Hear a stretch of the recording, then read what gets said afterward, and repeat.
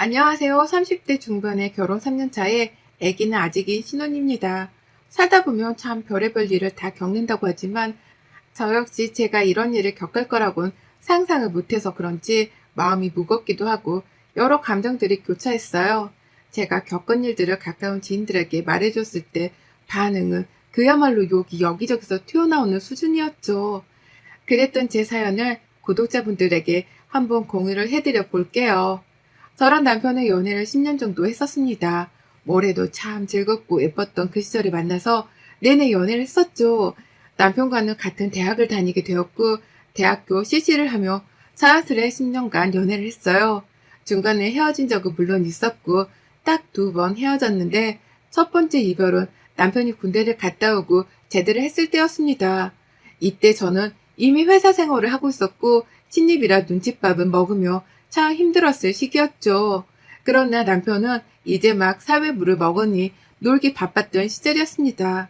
서로 밤낮이 맞지 않았고 분위기의 온도도 달랐어요. 몇 번이고 남편에게 그런 너의 상황은 이해를 하나 그래도 복학 준비도 하고 미래를 생각하라며 말을 했었으나 남편에게는 그런 제 말이 잔소리 같다며 너나 잘하라는 말을 했죠. 그래서 그 당시에는 제가 알던 남편의 모습과는 거리가 먼 철부지의 느낌이라 헤어지자 했고 고작 일주일 만에 다시 만나게 되었습니다. 헤어진 지 일주일 만에 둘 다 눈물 콧물 다 흘리며 서로 없으면 안 된다며 잘못했다며 그랬던 기억이 있었죠. 그리고 그 후 헤어지자는 말을 서로 절대 내뱉지 않다가 20대 후반쯤 진지하게 2달간 헤어진 적이 있었습니다. 이때 남편은 제게 결혼을 보채기 시작했고 전 무조건 30대가 넘어서 하겠다고 이미 말을 했었는데 왜 저러나 싶었죠.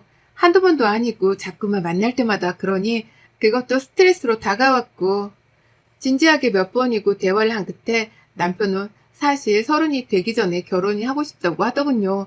그럼 서로가 원하는 방향이 다르니 이쯤 하자는 결론을 내렸고 그렇게 저희는 서로를 위해 놓아줬습니다. 그렇게 2달을 이악 물고 버텼다가 결국 서로가 없으면 안 된다는 사실을 다시금 깨닫고 그 이후부터는 절대 헤어진 적이 없었죠. 그리고 미울 때마다 그런 생각을 해요. 어쨌든 내가 세상에서 가장 사랑하는 인간이니까 내가 참지 뭐 하고 말입니다. 우여곡절이야 10년이란 시간 동안 굉장히 많았지만 울고 웃으며 그 긴 세월을 함께 보낸 후 저희는 결국 결혼하게 된 겁니다. 10년간 연애를 했기에 양가 부모님과도 이미 안면을 튼 사이였어요. 저희 부모님은 남편을 굉장히 예뻐라 하셨고 그만큼 저희 집에 자주 놀러왔던 남편이었죠. 반대로 저도 시댁에 자주 가긴 했으나 신우가 약간 여우과라서 엄청 자주 가진 않았습니다. 중간에 시부가 지병으로 돌아가셨는데 그때도 함께 보내드리기도 했었어요. 그래서 저희가 결혼한다 했을 때 양가에선 그래 이제는 진짜 해야지 약간 이런 분위기였고 하루빨리 하자는 분위기셨죠. 그렇게 30대 초반에 결혼을 해버렸고 사실 바로 아이가 생겼었어요. 계획 임신이 아니어서 약간 놀랬지만 생애 첫 아이를 임신했다는 그 기쁨과 오묘한 감정에 많은 생각이 스쳤습니다. 하루하루 참 행복했고 소중했으나 그 기쁨을 오래 누려보지도 못한 채 아이는 저희 곁을 떠났어요. 자연유산이 되었죠. 너무 빨리 찾아와 줬는데 또 빨리 가버린 아이였습니다. 그래서 그 이후 남편과는 모든 부분에 있어 우리가 준비가 되면 아이를 갖자고 더 철저하게 준비를 했던 것 같아요.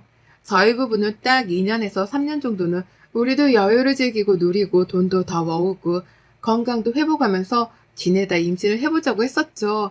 그렇게 결혼 3년차가 되었을 때부터 저희는 임신 준비를 시작했어요. 시무는 살가운 스타일은 아니었지만 적당히 거리를 두고 지내면 나쁘진 않아서 전들 시댁에 가면 신우와 시모에게 거리를 두고 지냈습니다. 그렇게 해야 제가 편했거든요. 저희가 3년간 아이를 갖지 않았을 때 시모의 압박이 있긴 했습니다. 애 한 번 유산했다고 임신을 여태 안 하는 게 말이 되냐며 한 번쯤 누구나 그럴 수 있다고 말씀을 하셨죠. 그러면서 이어 말씀하시길 유난이라고 너만 상처받았겠냐고 하셨어요. 너네들 임신 준비는 하냐? 얘는 언제 가지려고 그러냐 대체. 이제 곧 준비하려고요. 태평하다 태평해. 니들이 마법사도 아니고 뚝딱 하면 애가 생기냐? 어? 아니 막말로 유선 한 번 했다고 여태껏 얘를 안 가진다는 게 말이냐? 얘 한 번 안 잃어본 사람이 어디 있다고 혼자 유난을 아주 떨고 있다. 그냥 아유 너만 상처받았냐? 그럼 유산한 사람들은 다 상처받아서 애도 못 낳겠네. 어머님은 얘 뱃속에서 잃어보셨어요? 내가 너냐? 내 뱃속에 품은 애를 잃게? 저뿐만 아니라 어디 가셔도 절대 그렇게 말씀하지 마세요, 어머님. 욕먹어요. 그냥 욕먹는 정도가 아니라 질타받으세요. 어머님은 모르실걸요? 첫아이를 품었는데 그 아이가 하루아침에 뱃속에서 죽었다는데 지키지 못했다는 그 죄책감이 뭔지 말이에요. 모르시니 저한테 그렇게 함부로 말씀하시겠죠. 내가 알아야 하냐? 말 잘했네. 그러게 애를 왜 못 지켜? 어머님이어도 그렇게 말씀하시면 저 못 참아요. 함부로 말씀하지 마세요. 오늘은 딱 여기까지만 할 테니 앞으로는 절대 입 밖으로 꺼내지 마세요. 시모는 해서는 안 될 말까지 서슴없이 제게 내뱉으며 선을 넘었습니다. 과연 저 사람도 사람인가 싶었어요. 그전까지는 시모랑 적당히 거리를 두면 나쁘지 않겠다고 싶었으나 저 말을 들은 후부터는 시모와는 절대로 풀 수 없는 사이가 되어버렸죠. 물론 내색은 하지 않았고 저 홀로 마음속에 담아뒀습니다. 너무 아픈 상처인데 그걸 감히 누가 함부로 말할 수 있겠어요. 남편도 이 상황을 모두 알고 있는데 처음에는 시모를 욕해주더니만 나중에는 답답해서 그러셨겠지. 손주 보고 싶으시니 그렇겠지 라고 하는데 그렇다고 해서 이게 지금 맞는 상황은 아니잖아요. 결국 남편은 남의 편이라는 말이 딱이구나 싶어서 이날부터 남편 하트로 저장해둔 이름을 남의 편으로 바꿔버렸습니다. 아슬아슬한 결혼 생활을 유지하던 중 신우가 갑자기 혼전 임신을 하게 되었고 급하게 결혼을 하게 되었어요. 속도 위반을 했으니 배가 부르기 전에 무조건 예쁜 드레스를 입고 식을 화려하게 올리고 싶다는 신우의 완강한 의견 때문에 급하게 식장을 찾아서 정말 힘들게 결혼을 했습니다. 그러나 신우는 원래 여우 같은 성격이라 제가 거리를 두고 지내고 있었기에 사실상 남편이 어떤 사람인지도 몰랐고 궁금하지도 않았어요. 전 그저 제가 해야 할 역할만 할 뿐 굳이 더 깊숙하게 파고들지도 않았고 친해지지도 않았습니다. 가끔 신우가 선을 넘어서 친해지려 하면 딱 존대하며 선을 그었어요. 제가 이렇게 본인을 어렵게 대하니까 본인도 뼈를 통해 하면서 어쩔 수 없이 저를 어렵게 대하기 시작했죠. 이렇게 서로 어려운 사이가 되고 불편해야 선을 넘지 않고 편할 것 같았습니다. 오히려 사이가 불편하니 서로 연락도 안 해서 좋았어요.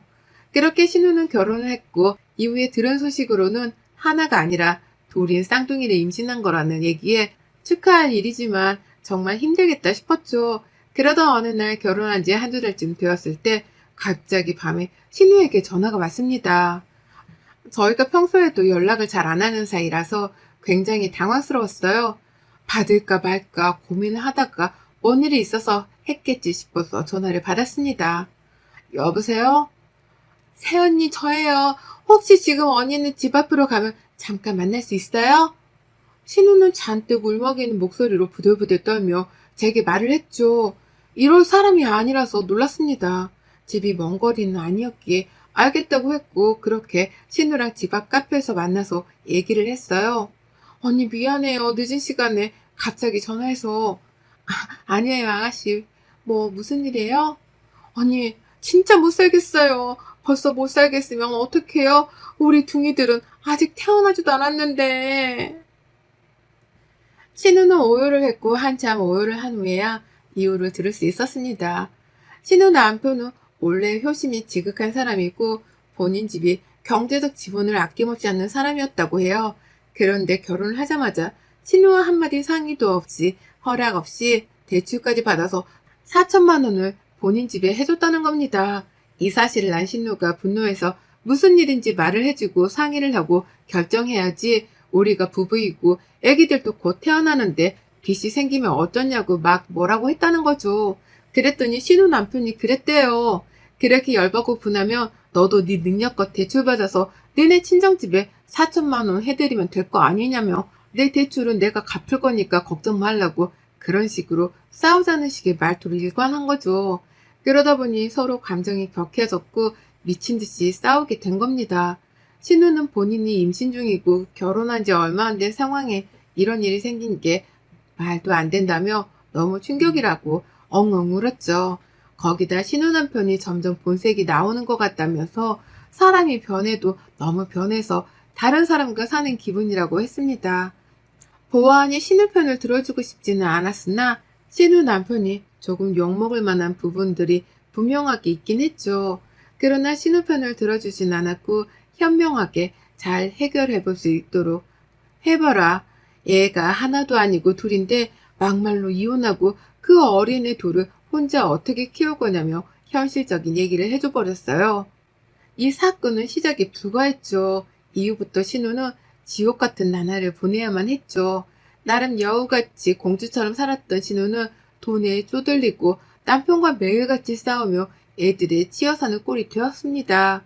솔직히 이런저런 감정을 다 떠나서 그저 안쓰러웠어요. 제가 얘를 봐주는 건 할 수 없었으니 그냥 편히 밥을 먹을 수 있도록 편한 냉동식품들이나 애기들 용품 같은 것들, 생필품 이런 것들을 선물로 많이 보내줬습니다. 또 신우가 발목, 손목, 허리 이런 곳들이 많이 아프고 힘들다고 해서 안마의자도 선물을 해줬어요. 저 입장에서는 손인 사람으로서 최대한 도리를 했던 거죠. 늘 너무 힘들어 보이고 축 처져서 힘도 없어 보였던 신우는 어느 날부터인가 활기를 되찾았습니다. 그게 신기해서 괜히 궁금했어요. 원래 오지랖 부리고 궁금하고 막 그런 성격이 아닌데도 불구하고 그냥 물어봤습니다. 아가씨 요즘 얼굴이 보기 좋은데 좋은 일 있는 거예요? 티나요? 뭐야, 새언니. 눈치가 완전 백단이네요. 속일래야 속일 수가 없겠어요. 뭔데 그래요? 비밀이에요. 그 인간 바람피더라고요. 그래서 저도 애인 만들었어요. 사랑받는 여자는 하루하루가 예쁘다고 하잖아요. 확실히 그런 것 같아요. 너무 행복하고 기분 좋고 살맛이 나는 거 있죠. 뭐라고요? 아니, 둘 다 지금 바람은 핀다는 거예요? 네, 뭐 어때요? 어차피 우리 쇼윈도인데 서로 그냥 쌤쌤이죠. 그래도 혹시 몰라서 나중에 딴소리 할 수도 있으니까 전 바람난 거 비밀로 하고 있고 그 인간 바람피는 건 증거로 모아뒀어요. 제가 정말 무슨 말을 들은 건가 싶었습니다. 맞바람 피고 있는데 그걸 너무 자랑스럽게 당연하다는 듯 말하는 신우를 보니 할 말이 없더군요. 이들은 결국 쇼윈도 부부로 지내며 밖에서는 세상 다정한 부부의 화목한 쌍둥이를 키우는 가족이었으나 집에서는 아예 공간까지 분리해서 사용할 정도로 철저하게 남보다도 못한 사이로 지냈습니다. 심지어 신우 남편은 애들에게도 관심이 없어서 시무가 그 집에서 함께 애기를 봐줬었죠. 그래서 이 상황을 대충 눈치를 채셨는데 절대 아니라고 딱 잡아떼서 긴가민가 하는 상황이었죠. 그러나 시무는 신우에게 아닌 것 같으면 하루라도 빨리 정리하고 요즘 말로 벤츠난 빨리 물어서 시집 새로 가라고 했습니다. 그 엄마의 그 딸이고 그냥 콩가루 집안이 따로 없었죠. 그러면서 막상 신우 남편에게는 우리 사위 하며 그렇게 가식을 부렸었죠. 왜냐하면 신우 남편이 용돈을 줬거든요. 가끔씩 말이죠. 가끔 신우는 지 애인 만나러 가야 한다며 대놓고 저에게 와서 애를 시무와 함께 봐달라고 했으나 전 절대 애를 봐주지 않았습니다. 애를 너무 예뻐하고 좋아했지만 한동안 봐주기 시작하며 습관처럼 맡길 게 눈에 훤히 보여서 절대로 단 한 번도 봐주진 않았어요.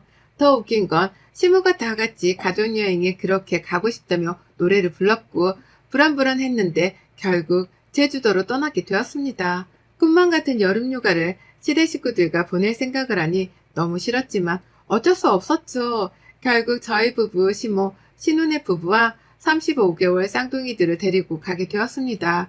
여름 휴가철 제주 여행이니 극성수기였고 가족 수도 많으니 부르는 게 값이었어요.